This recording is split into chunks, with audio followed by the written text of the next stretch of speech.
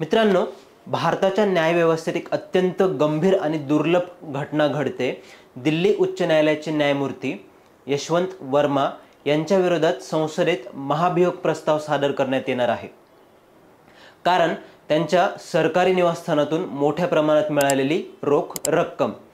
तर समजून घेऊयात महाभियोग प्रक्रिया म्हणजे काय।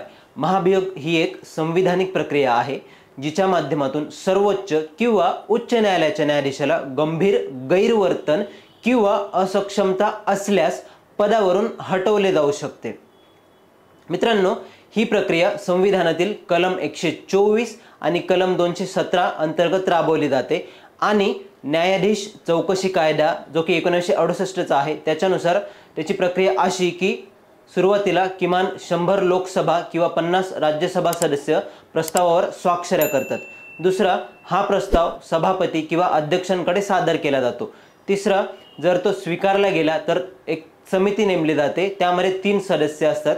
चौकशी समिती त्यात एक सर्वोच्च न्यायालयाचा न्यायाधीश, एक उच्च न्यायालयाचा मुख्य न्यायाधीश आणि एक नामवंत कायदेतज्ञ असतात।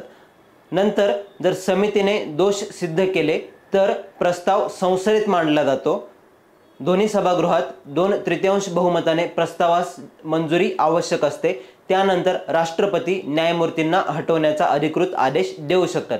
ह्या प्रकरणात न्यायमूर्ती वर्मा यांच्यावर न्यायिक सत्तेचा अतिरेक व लोकशाही प्रक्रियेच्या मर्यादा ओलांडल्याचे देखील आरोप त्या ठिकाणी करण्यात आले आहेत।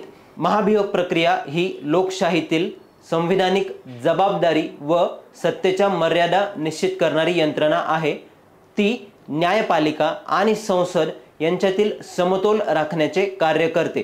दुर्मिळ असली तरी ही प्रक्रिया अत्यंत महत्त्वाची आहे।